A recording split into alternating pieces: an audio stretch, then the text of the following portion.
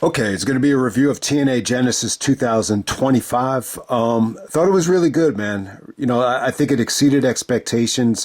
Considering, just looking at the card, I think there was a lot of stuff that, was better than expected. I would definitely say definitely one of the best, bigger shows from TNA, since they brought the name back. I would say a much more well-rounded show than Slammiversary. I think Slammiversary might have had a better double main event. But this is a much more well-rounded show, and I think this is a better show from start to finish by far than Bound for Glory 2024. Definitely a better main event as well. I think Nemeth and Hendry had a much more satisfying match this time. But hey, man, let's get right down to it. This is from Garland, Texas. This is the same venue, I believe, as Supercard of Honor 2022, which was Tony Khan's first ROH pay-per-view. So. Good environment, good atmosphere, and Jake something actually goes over Ashante Adonis on the pre-show. Frankie Kazarian actually goes over Leon Slater. They were okay. Really don't want to get into a lot of the pre-show stuff. It was kind of just there, but Frankie cuts a promo on the show, kind of teasing that he's going to interfere in the main event, and he does because he's got the Call Your Shot trophy. But first match on the main show, we have Moose defending the X Division Championship against Ace Austin. They go about 15 minutes out there. You had interference from Alicia Edwards and JDC of the System. I thought this was good, and this perfectly sets up the next match, which would also feature the System. But hey, Moose is the X Division champion. I don't know why they're going with this. I think it kind of gives Moose something to do. Something meaningful, away from the main event scene, away from the championship. So it does make sense. I don't know if you want to compare this to, Samoa Joe as X Division champion, or, even Kevin Nash as X Division champion. But I don't think it's the worst thing in the world. I think, as long as he puts over someone that really deserves it, in the near future, I'm cool with it. But Moose and Ace Austin here. Chris Bay actually got injured at Bound for Glory, and they actually had like a GoFundMe, video package where you could, donate money so he could get through his surgery. So get well wishes to him. But, it opened the door for Ace Austin to do his thing here. I thought he had a good showing. I think he could really kind of fill that void that, Speedball Mike Bailey, apparently he's leaving the company. So there's definitely a void that could be filled. And, maybe Ace Austin could kind of reminded me a little bit of Chris Sabin in this match. Ospreay will be the extreme, but I think TNA is definitely missing like an Ospreay or an AJ in his prime. You definitely want to see someone like a great athlete, like a Speedball Mike Bailey type, really fill that void. I think Ace Austin has a lot of potential. I mean, he's a far ways away from someone like Sabin in 2009 or, even Ospreay in like 2019. But I thought this was a good experience for him. I thought he looked really good out there. There was some, devastating offense from Moose. Ace did some, there was some pretty like nasty looking hurricanranas to Moose over the top rope. I mean, they looked a little bit nasty, but it was impressive though. There was definitely some impressive stuff here. Highlight of the match, I think Ace Austin, he tries to go for like a springboard crossbody in midair. Moose intercepts it with a spear. I thought that was really cool. There's a ton of interference from the System here, which they actually got good heat on the show, believe it or not. But Moose goes over Ace Austin. I gotta say this about Moose though, like his spears. I would say this, like in terms of the technique, it almost feels like he's, doing the proper, technique in terms of tackling. Like it almost feels like he's playing football when he's going for a spear. Like it's almost like his football technique is so good that it almost kind of hurts the move.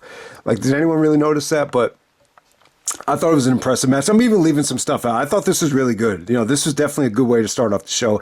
I don't mind Moose being X Division champion. With Ace Austin, there's definitely some room for improvement.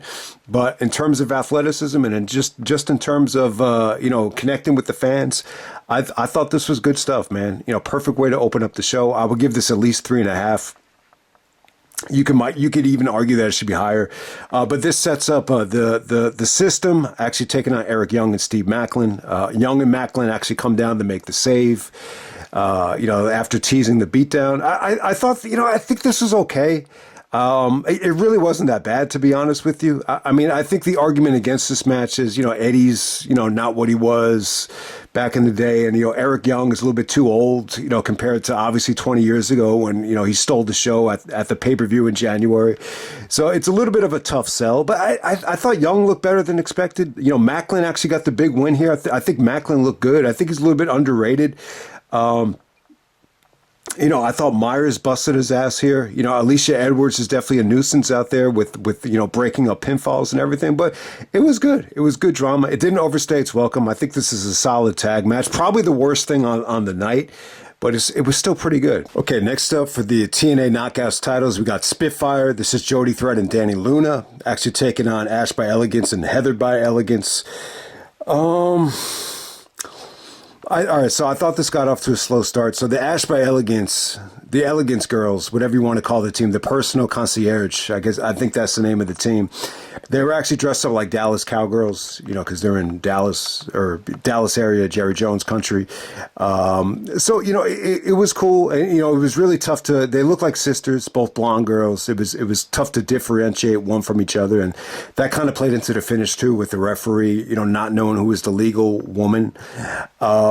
I thought this got off to a slow start. Once this thing started, I was just like, do we have to sit through this thing?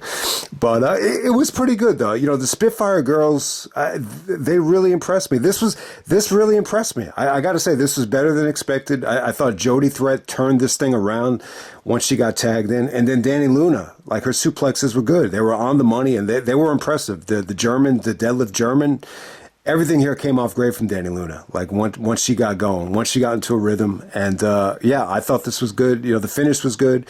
Referee couldn't tell who was the legal woman, according to the commentary table. But they kind of just said, all right, I guess it's official. Let's just move on from there. All right, next up we have the match of the night. We have Jordynne Grace taking on Tessa Blanchard. Tessa Blanchard. Wow, a lot to say about this thing. I mean, the good news is we got some good news and we got bad news. But the good news is I thought the match was incredible. I thought it was terrific. The bad news here is that Jordynne Grace is going to be leaving TNA. It just seemed like a lot of people were leaving, whether it's Jordynne Grace, Josh Alexander, Speedball Mike Bailey. I mean, I'm probably leaving some other people out, but I thought this was good stuff. For anyone that was doubting Tessa Blanchard in the ring, I thought it was pretty damn good, man. She was awesome here. I mean, she was feisty, she was aggressive, and she's in really good shape, man.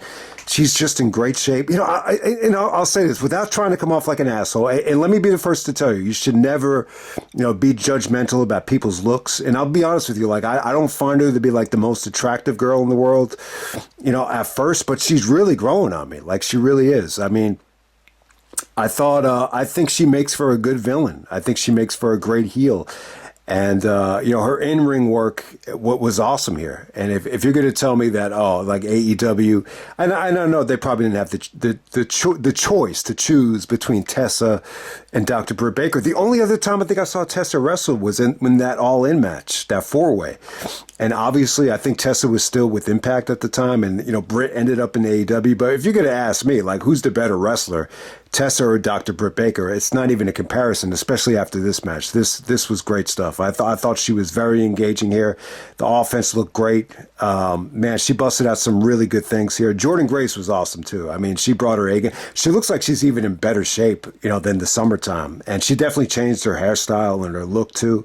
But it didn't take away from the match, though. She did some incredible fall-away slams, some just incredible Grace drivers, just lots of good feats of strength here. Tessa's, DDT into the bottom exposed turnbuckle at the end, really turned the tide here. So the finish came off great. I think Tessa had a lot of good moves here, and just her personality came off good for a heel. It worked. I'll tell you that. This is one of the best female heel performances I think I've ever seen. So I thought both girls rocked the house, and apparently these two girls don't like each other. And you got and the racism thing is coming. Let me get to it in a second. Let's be clear. I'm not sure what nationality Jordynne Grace is. She might be half black, half white, but I'm not sure. But she's married to Jonathan Gresham, and Tessa's been it's no secret. And I'm a little bit late to the party on it. I wasn't really following her 2018 to 2020, those might have been like the worst years in terms of the wrestling side of my channel, like in terms of my lack of participation in the channel or whatever. So I'm a little bit late to the party, but I do remember at All Out 2021, there was a "We Want Tessa" chant, and it was drowned out by like a lot of negativity, like "No, we don't." And you come to learn, there's been like a lot of, claims against her being a racist. Apparently, she said the N-word to one black female wrestler. She's been accused of bullying. What looks like it was with Chelsea Green back in the day. So there's a lot of what do you want to call it? There's a lot of baggage, a lot of drama that comes with her, obviously, but there's no denying her talent. I think this is, from what I've seen here, and like I said, I'm a little bit late to the party. I haven't seen her best work, but if this is how she usually wrestles, and she's one of the best wrestlers, one of the best female wrestlers in the United States right now, like by far. So. Now,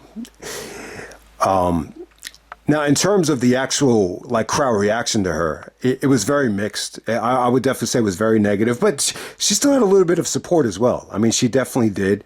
But there was a huge "You're a racist" chant. And, you definitely felt it kind of get to her. It just kind of broke out of nowhere. They even acknowledged it on commentary as well. So, man, anytime I bring up racism, we could be here all day. And I know there's some people that are going to act like she should, be, get the Chris Benoit treatment, maybe get the OJ treatment, and, we should never hear from her again.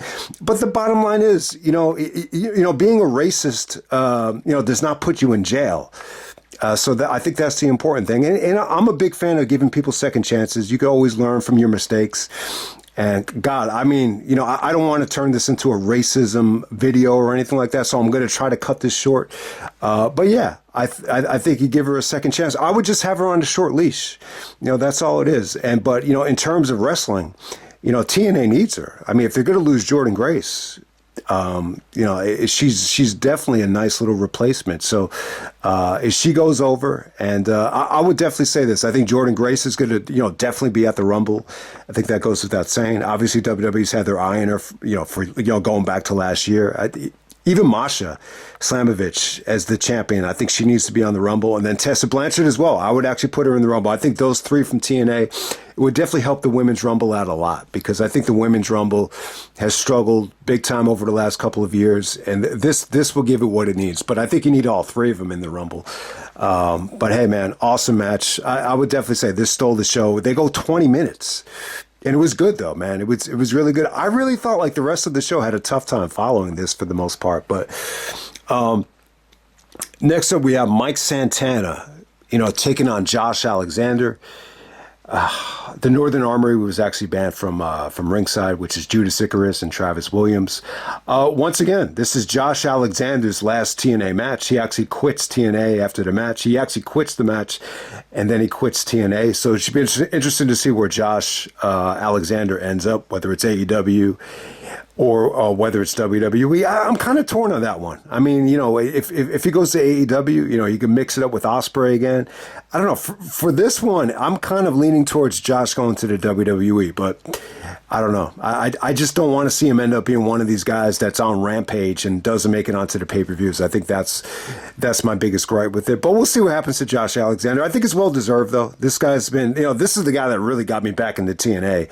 It was that Josh TJP match, that Iron Man match, which some of you guys recommended, and I can't thank you enough for that, because this TNA resurgence, I've really enjoyed it. I mean, I haven't been the most loyal TNA guy with the current stuff, but just going back and checking out the old stuff and then checking out the new stuff, it's been really, really cool over the last couple of years. But yeah, this was good.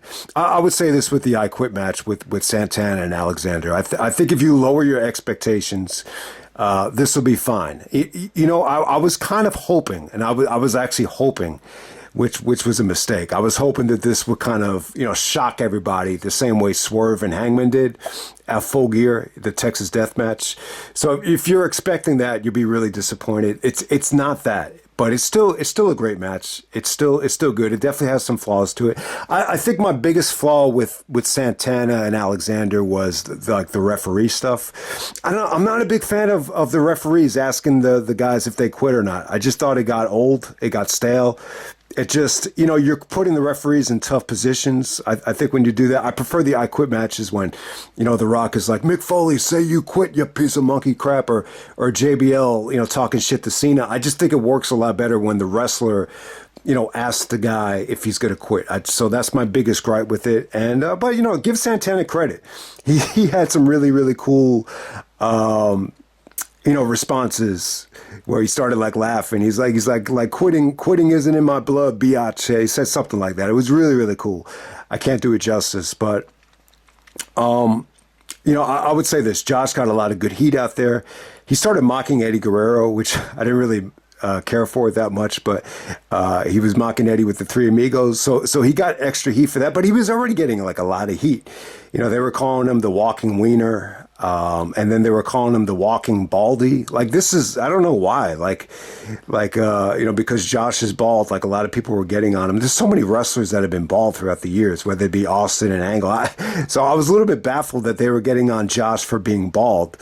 But other than that, man, I thought it was cool. Santana took a lot of punishment out there. He took that nasty backdrop onto the table, came off great. And, yeah, they did some cool stuff with Josh actually getting not handcuffed, but actually zip tied, and they played off of that. There was some creative, stuff out of that. The ending was sick though, man. I'm leaving some stuff out, but if the ending had happened, this would have been one of the more cringeworthy moments of the year. So Santana's actually going to do the curb stomp to Josh on the steel steps, and then Josh actually says he quits right before that. But it was satisfying though. If that had happened, he would have lost all his teeth. He would have got a concussion. The curb stomps are brutal enough, and to do it on the steps, especially when you're zip tied, it's a little bit rough. I'm trying to think here. All right, so there was one table bump here where Santana actually set up the table right by the turnbuckle, and then he kind of did a flipping splash onto the table, and it breaks. It just didn't seem like anything connected with Josh there. And then the referee asked him if he quits, and so that spot didn't really work that well. But it was still cool. It was still a cool table bump. But yeah, this is a really solid I Quit match. It definitely had some flaws, but a good performance from Santana. Alexander definitely brought it.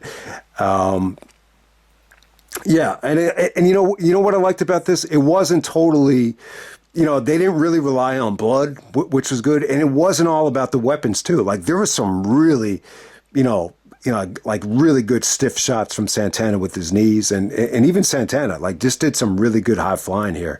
The Hurricanrana off the top rope came off great. Then he followed it up with like an awesome frog splash. So you saw some good high flying from Santana. So Santana's hungry, man. This has been one of the more impressive, I think, turnarounds in the business. Just what Santana's done over the last year. On the Indies, I think he did a lot of good stuff in House of Glory.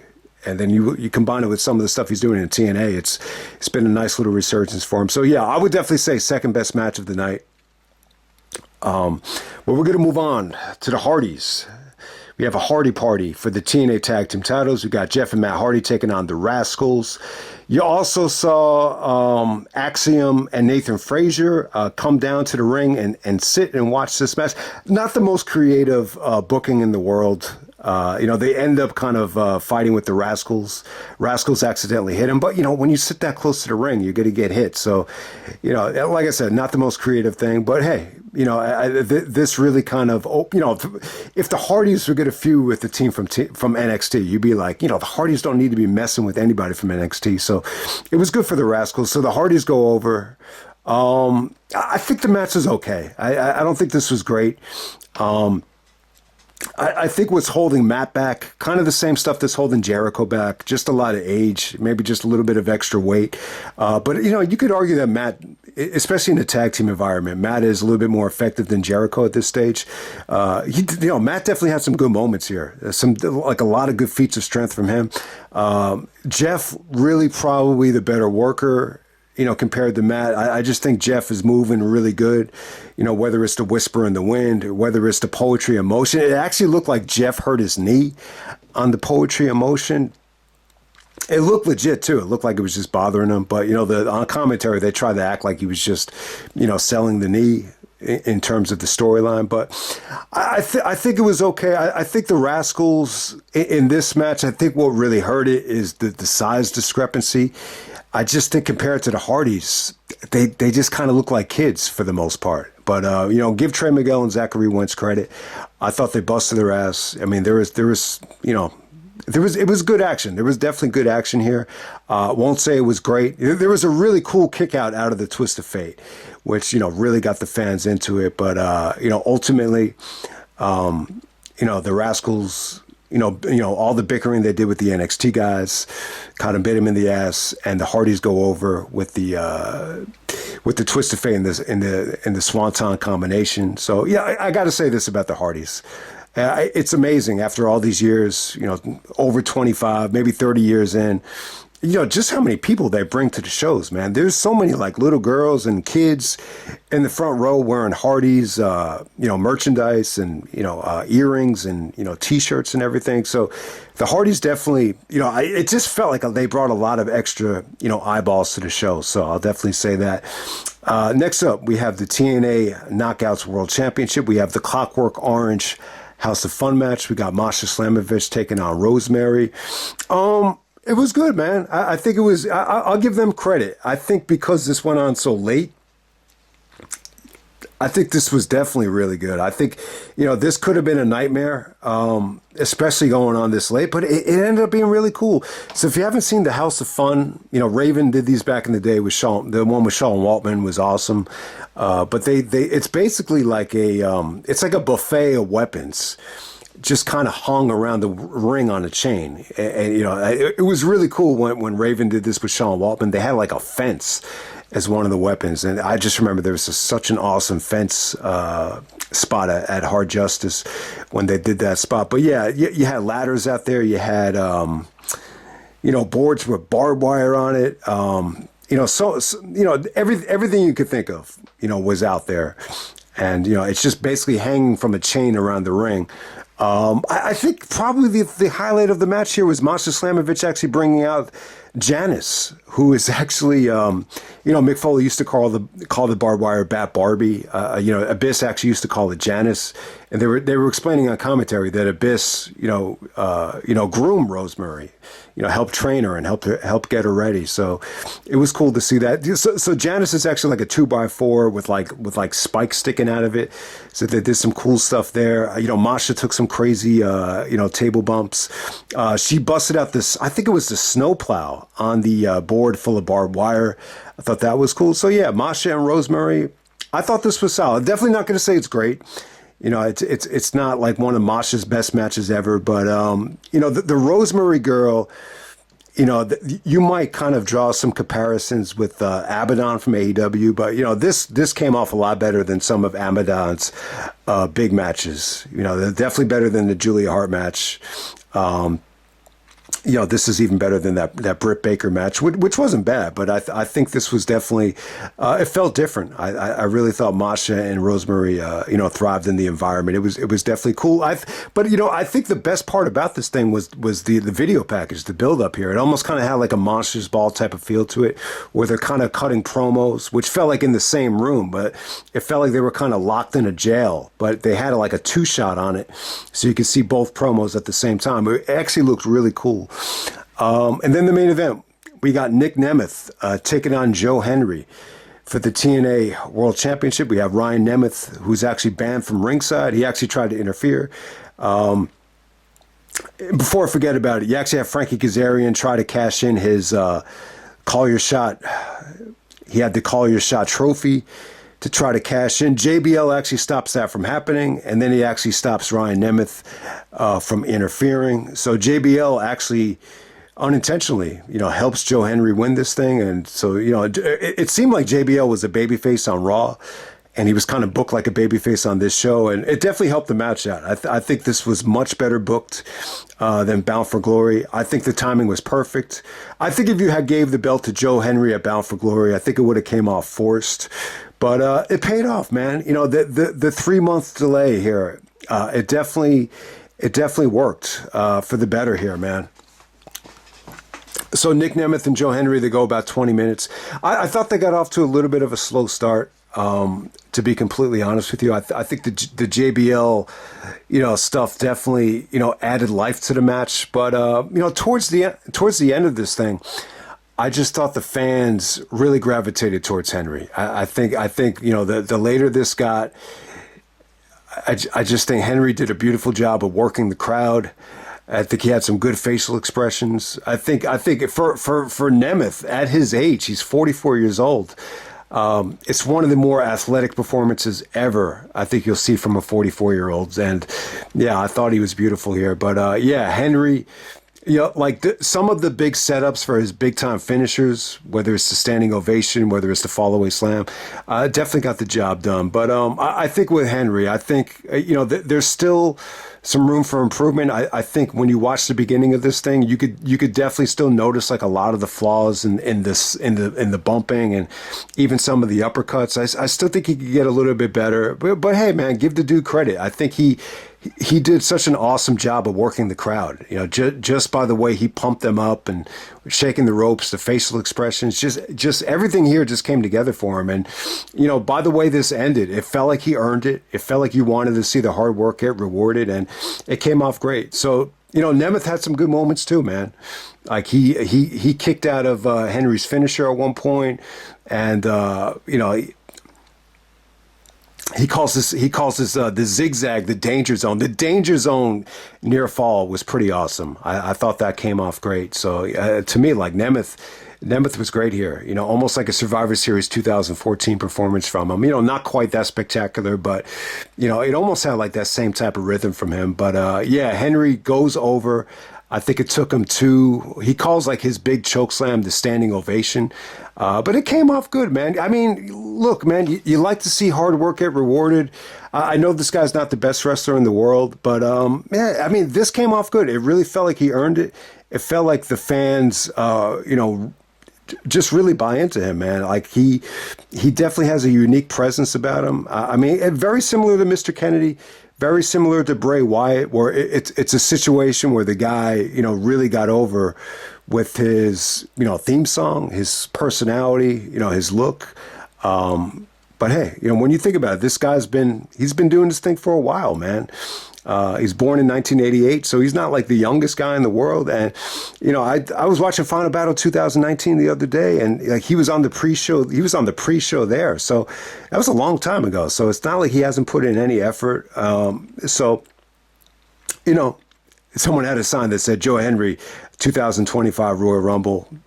I don't see how you can't do it at this point. I think because now that he's the champion, the presentation of him at the Rumble with the TNA title, I think that would be pretty cool. So, and he actually celebrates with his family at the end of this thing. And, I think when they go back to Scotland, I think they're kind of getting ready for when they go back to Scotland, whenever that is, the Clash at the Castle this summer, whenever they go back there. I'm sure he's going to be a huge part of that. But, quality main event. This was a lot better than the Bound for Glory match. It had a big fight feel to it. And, they really, that I would definitely say, like, from a fan reaction standpoint, this might have stole the show. I'm not going to say it was the best match on the show, but I think that finishing stretch, like it definitely got the reaction that you wanted. So, awesome show. So if you haven't seen the show yet, say you don't want to watch the whole thing, I would say, Moose and Ace Austin is definitely worth checking out.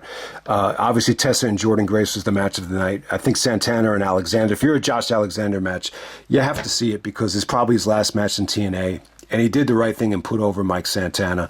It was cool because he was really adamant that, you know, Santana would never be known as, I guess, part of the feud was about who was the best or who's the cornerstone of TNA. So it was almost like a passing of the torch, and there was a good code of honor at the end. I forgot to mention that. That was really cool. So definitely check out the I Quit match. You know, if you're a Hardys fan, I think the Hardys fan was, you know, the Hardys match, like considering where they're at right now, considering how old they are, it was pretty damn good. It was pretty much as good as you could have asked for.